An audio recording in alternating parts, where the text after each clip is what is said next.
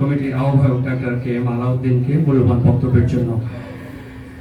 এখন স্বাগত বক্তব্য প্রদান করবেন বাংলাদেশ হোমিওপ্যাথিক পরিষদের 3 বারের নির্বাচিত সম্মানিত মহাসচিব ডাক্তার অঞ্জন কুমার দাস। ডাক্তার অঞ্জন কুমার দাসকে বক্তব্য প্রদানের জন্য অনুরোধ জানাচ্ছি।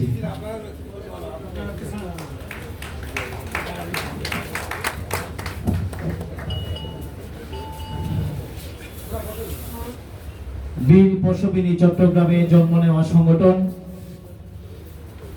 1970-এর 22শে মার্চ জন্ম নেওয়ার পর থেকে চট্টগ্রাম থেকে সারা বাংলাদেশ ব্যাপী 54 বছরের পথ পরিক্রম করা বাংলাদেশ হোমিওপ্যাথিক পরিষদ আয়োজিত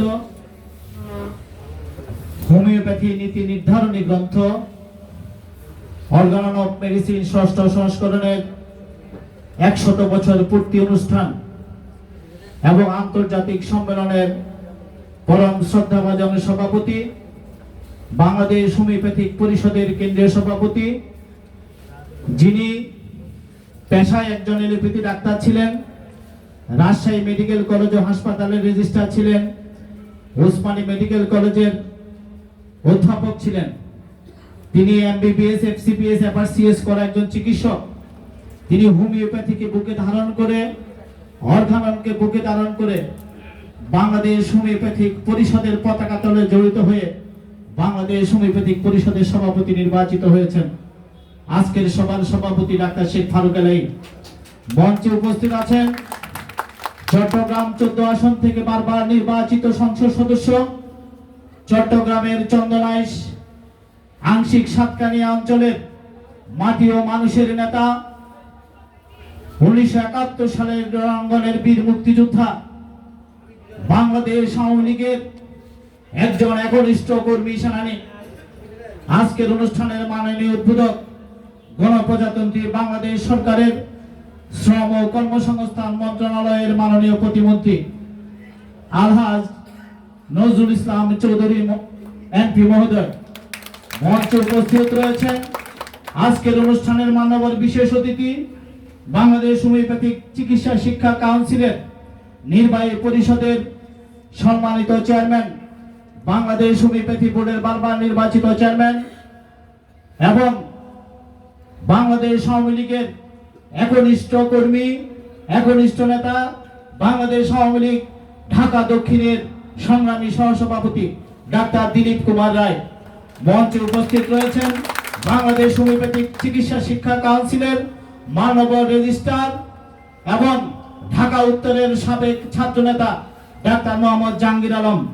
মঞ্চে উপস্থিত রয়েছেন এলএমএইচআই এর ন্যাশনাল ভাইস প্রেসিডেন্ট অধ্যাপক ডাক্তার মোহাম্মদ আশরাফুর রহমান। মঞ্চে উপস্থিত রয়েছেন বাংলাদেশ হোমিওপ্যাথিক পরিষদের বিভিন্ন বিভাগীয় নেতৃবৃন্দ এবং সুধী সজ্জন মণ্ডলী। সকলকে আমার প্রাণের সংগঠন বাংলাদেশ হোমিওপ্যাথিক পরিষদ কেন্দ্রীয় কমিটির পক্ষ থেকে আমি শুভেচ্ছা জানাচ্ছি, শ্রদ্ধা জানাচ্ছি। সুধীবৃন্দ, আমাদের দাবি একটাই, আমরা যে দাবি নিয়ে কাজ করছি, এই সংগঠনের জন্ম থেকে আমরা এই দেশের আত্মমানবতার সেবায়, এই দেশের রুগ্ন মানুষকে তার শাস্তি ফিরিয়ে আনার জন্য বাংলাদেশ হোমিওপ্যাথিক পরিষদের জন্ম হয়েছে। বাংলাদেশ হোমিওপ্যাথিক পরিষদ যারা জন্ম দিয়েছে তারা স্বপ্ন দেখেছিলেন এই দেশের রোগ জর্জরিত মানুষ তাদের পুনঃস্বাস্থ্যে ফিরিয়ে আনার জন্য যা যা করা প্রয়োজন সেটাই বাংলাদেশ হোমিওপ্যাথিক পরিষদ করবে এবং সেই নীতি আদর্শকে ধারণ করে বাংলাদেশ হোমিওপ্যাথিক পরিষদ হোমিওপ্যাথির সর্বশ্রেষ্ঠ আবিষ্কার অর্গান অফ মেডিসিন 6ষ্ঠ সংস্করণের ছাতার নিচে ঐক্যবদ্ধ থেকে সারা বাংলাদেশে হাজারো কর্মী সমর্থক সৃষ্টি করেছে। সম্মানিত সুধীবৃন্দ, আপনারা সকলে অবগত আছেন বাংলাদেশের 65টি হোমিওপ্যাথিক কলেজ রয়েছে। 65টি হোমিওপ্যাথিক কলেজ থেকে হাজার হাজার চিকিৎসক প্রতি বছর এখান থেকে ডাক্তারি পাশ করে বের হচ্ছে। জাতির জনক বঙ্গবন্ধু শেখ মুজিবুর রহমান হোমিওপ্যাথির স্বপ্ন দেখেছেন বলেই 1972 সালে তিনি বাংলাদেশ হোমিওপ্যাথিক বোর্ড গঠনের মাধ্যমে হোমিওপ্যাথিক অগ্রযাত্রাকে তিনি বাংলাদেশে শুরু করেছেন এবং তারই ধারাবাহিকতায় বঙ্গবন্ধু কন্যা মানবতার নেত্রী জননেত্রী শেখ হাসিনা দীর্ঘ 15 বছর ক্ষমতায় থেকে বাংলাদেশে হোমিওপ্যাথির উন্নয়নে তিনি অবদান রেখেছেন এবং সর্বশেষ যে অবদানটি রেখেছেন হোমিওপ্যাথিক চিকিৎসকদের মান উন্নয়নের জন্য, হোমিওপ্যাথি চিকিৎসকদের ডাক্তার লেখাকে ধারণ করার জন্য তিনি বাংলাদেশের জাতীয় সংসদে আইন পাস করেছিলেন, যে আইনটি হলো বাংলাদেশ হোমিওপ্যাথিক চিকিৎসা ও শিক্ষা আইন 2023। এবং এই আইনের মাধ্যমে হোমিওপ্যাথিক চিকিৎসকরা তারা তাদের সেই অধিকারটুকু তারা ফিরে পেয়েছে। আজকে আমাদের বক্তব্য একটি, বাংলাদেশের বিভিন্ন জায়গা থেকে, বিভিন্ন কলেজ থেকে যে চিকিৎসকরা তাদের 4 বছরের ডিপ্লোমা কোর্স বা 1 বছরের ইন্টার্নি শেষ করে যারা বেরোচ্ছেন, তাদের চাকরির কোনো নিশ্চয়তা নাই। আমরা সংগঠন করি বাংলাদেশের বিভিন্ন বিভাগীয় শহরে, আমরা যখন যাই আমরা দেখি আমাদের চিকিৎসক ভাইরা তারা ডাক্তারি পাস করছে, কিন্তু টাকার অভাবে তারা একটি চেম্বার দিতে পারছে না। মাননীয় উদ্বোধক মহোদয়, শ্রম কর্মসংস্থান মন্ত্রী, আপনার কাছে আমার আকুল আবেদন, বাংলাদেশে 10,000-এর উপরে গার্মেন্টস শিল্প রয়েছে, বাংলাদেশে অনেকগুলো শিল্প প্রতিষ্ঠান রয়েছে, কলকারখানা রয়েছে, সেখানে প্রত্যেকটি কলকারখানায়, প্রত্যেকটি গার্মেন্টসের শিল্প প্রতিষ্ঠানে, সেখানে গার্মেন্টসে, সেখানে অ্যালোপ্যাথিক ডাক্তার, তাদেরকে ওয়ান স্টপ সার্ভিস করে একজন এমবিবিএস ডাক্তারদের মাধ্যমে তাদেরকে চিকিৎসা দেওয়া হয়। আজকের এই সমাবেশ থেকে আমি আপনার প্রতি আহ্বান জানাবো, সরকারের একটি টাকাও এটাতে খরচ হবে না। আপনি যদি আপনার মন্ত্রণালয় থেকে একটি পরিপত্র জারি করেন, বাংলাদেশের যতগুলো গার্মেন্টস, যতগুলো শিল্প প্রতিষ্ঠান আছে, সবগুলো গার্মেন্টসে একজন করে হোমিওপ্যাথিক ডাক্তার নিয়োগ দেওয়া হোক। এই পরিপত্র যদি আপনি জারি করেন, আমরা বিশ্বাস করি বাংলাদেশের কমপক্ষে 10-15 হাজার চিকিৎসক যারা অনাহারে অর্থাহারে বিভিন্ন জায়গায় তারা ঘুরে বেড়ায়, তাদেরকে অন্তত কর্মসংস্থান হবে। সরকারের একটি টাকাও খরচ না করে এটি একটি উত্তম প্রস্তাব বাংলাদেশ হোমিওপ্যাথিক পরিষদের মাধ্যমে আমি আপনাকে দিতে চাই। আমরা আশ্বস্ত করে বলতে চাই, কারোর দয়ায়, কারোর রিকোয়েস্টে এই চিকিৎসকদেরকে নিয়োগ দেওয়ার প্রয়োজন নাই। আপনি 100% অ্যাকাউন্টেবিলিটি মেইনটেইন করে পত্রিকায় বিজ্ঞাপন দিয়ে সেই গার্মেন্টসের ডাক্তারদেরকে নিয়োগ দেন। যে ডাক্তাররা, আমার মা বোনেরা অনেক কষ্ট করে গার্মেন্টসে তারা চাকরি করে 3,000-5,000 টাকা দিয়ে তারা ডেলিভারি করানোর জন্য বিভিন্ন এমবিবিএস ডাক্তারদের তাড়াতাড়ি ঘুরে বেড়ায়, আমার এই চিকিৎসকরা 50 টাকার হোমিওপ্যাথিক ওষুধ দিয়ে তাদেরকে নরমাল ডেলিভারি করাবে। এই নিশ্চয়তা আমরা দিতে চাই। আপনি আজকে আমাদের এই সমাবেশ থেকে আপনি ঘোষণা দিবেন যে শ্রম ও জনসংস্থান মন্ত্রণালয়ের মাধ্যমে আপনি একটি পরিপত্র জারি করে দয়া করে আমার এই চিকিৎসকদেরকে রক্ষা করুন। কারণ বাংলাদেশের অবস্থা যেই পরিমাণ আছে, একসাথে 15,000 হোমিও চিকিৎসকদেরকে বিভিন্ন জায়গায় চাকরি দেওয়ার সুযোগ এই মুহূর্তে হয়তো নাই। তাই আমি আপনাদেরকে অনুরোধ করব, একটি গার্মেন্টসের একজন চিকিৎসককে বেতন দেওয়ার মতো এবিলিটি একটা গার্মেন্টসের মালিকের রয়েছে, এবং সেই গার্মেন্টসের যদি আমার এই চিকিৎসক নিয়োগ পায়, তার বেতন কত হবে সেটি যদি আপনারা মন্ত্রণালয় থেকে ঠিক করে দেন, তার ডিউটি কতক্ষণ হবে সেটি যদি আপনারা মন্ত্রণালয় থেকে ঠিক করে দেন, তাহলে আমার মনে হয় এই পরিপত্রটি জারি করে কোনো অসুবিধা হওয়ার কথা না।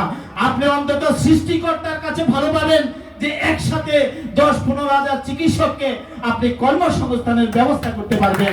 আজকে যদি 15 হাজার চিকিৎসক এই কর্মসংস্থান পায়, সারা বাংলাদেশের প্রতিটি জেলায় উপজেলায় গার্মেন্টস রয়েছে, প্রত্যেকটি ইপিজেডে গার্মেন্টস রয়েছে, শিল্প কলকারখানা রয়েছে, সেখানে দেখবেন করোনাকালীন সময়ে হাজার হাজার টাকা খরচ করে আমার এলোপ্যাথিক ভাইরা তাদের রোগীকে বাঁচাতে পারেনি। এইটা যখন বাংলাদেশ পুলিশ বুঝেছে, তারা রাজারবাগ পুলিশ হসপিটালে একটি হোমিওপ্যাথিক ফ্যাকাল্টি খুলে পুলিশ ভাইদেরকে রক্ষা করেছিল। সেটি সময়ের দাবি।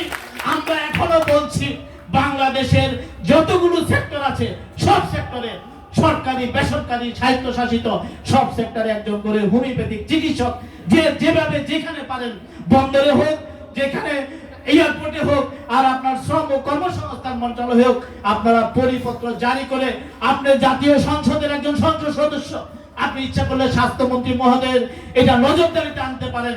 কারণ ওনারা অ্যালোপ্যাথিক চিকিৎসক, ওনাদের উপরে আমাদের কিছু বলার নাই।